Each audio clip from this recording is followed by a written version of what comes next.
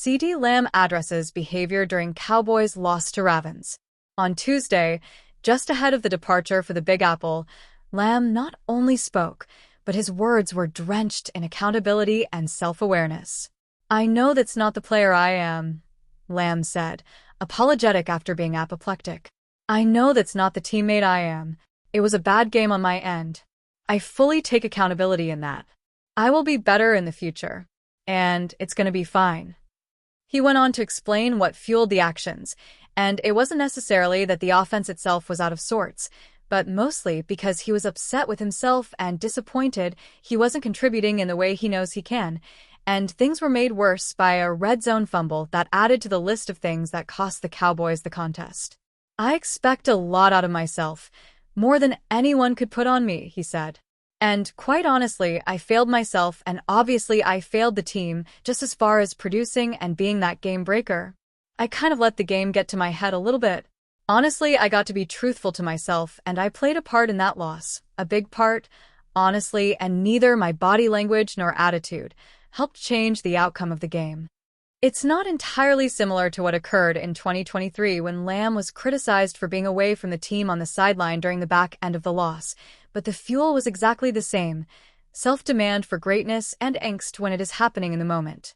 Lamb went on to have a record-setting season thereafter, one that also helped Dak Prescott land an All-Pro nod and runner-up in the NFL MVP race, and both are unscathed from the encounter on Sunday, their personal relationship having a foundation able to withstand earthquakes such as the one experienced against the Ravens. Owner Jerry Jones addresses a poll from fans that points the blame on him for their 1-2 start. According to a poll from WFA-TV in Dallas, the answer is pretty clear among more than 70% of the voters: owner and general manager Jerry Jones. "That's very fair," Jones said Tuesday on the Sean and RJ show on 105.3 The Fan. "It's well known that no decision is ultimately made here for what I either have acquiesced to or approved it. That's very fair. How could you think otherwise, whether it be who's out there coaching, whether it be who's out there playing, whether it be the stadium you're walking into? Whatever it is here, that's the way it is. Now, let me just say this.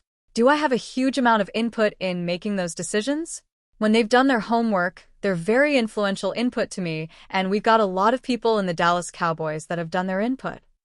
Jones has taken the brunt of the criticism when things have gone poorly for the Cowboys since becoming the owner and general manager in 1989. Since the playoff loss to the Green Bay Packers in January, fan frustration has been high, with the Super Bowl drought now at 28 seasons.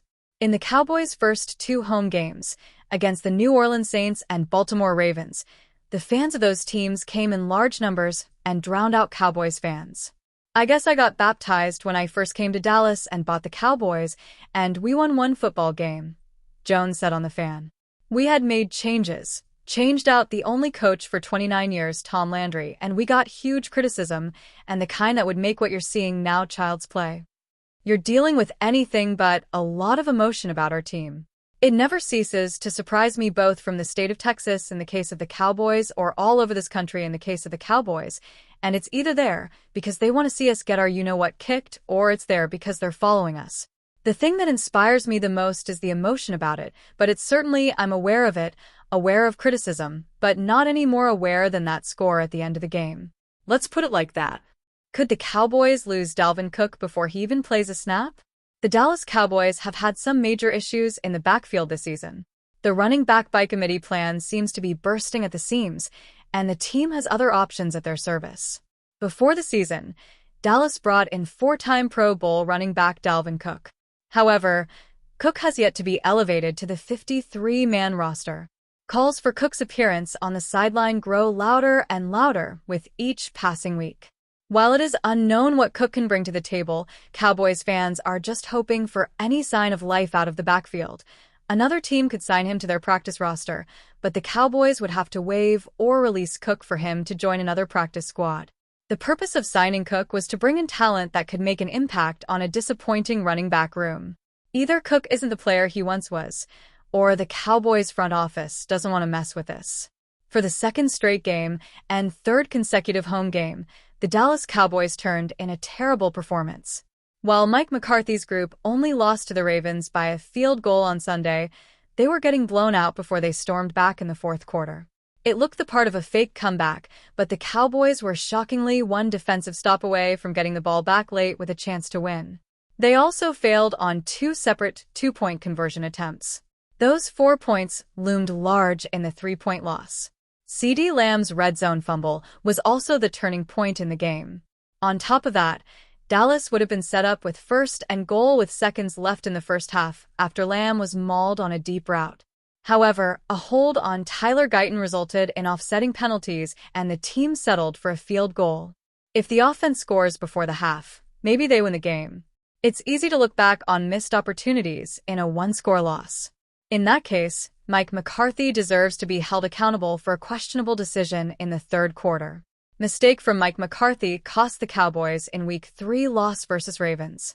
The Cowboys put together a strong drive with roughly 12 minutes left in the third quarter, while trailing 28-6. However, 2 errors from Guyton completely derailed their momentum. Guyton was flagged for holding on 1 SD and 10, and then allowed a sack on 3 RD and 18 that pushed the offense back close to midfield. Rather than trot out Brandon Aubrey for a 65-yard field goal, McCarthy brought out the punt operation. Did McCarthy want to pin the Ravens deep? Dallas was already trailing by 3 scores, so why not give Aubrey a chance to draw a little loser? Punting accomplished nothing. While the defense was able to force a Baltimore punt, the Cowboys turned the ball over on downs on the ensuing possession.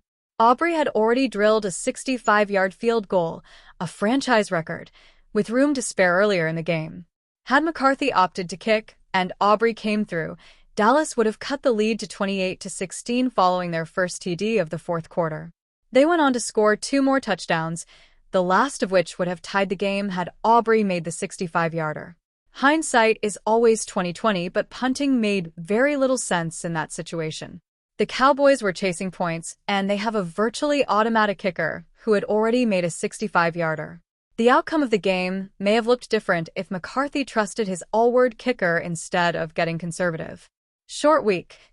Can McCarthy, Zimmer prepare Cowboys for Giants on TNF?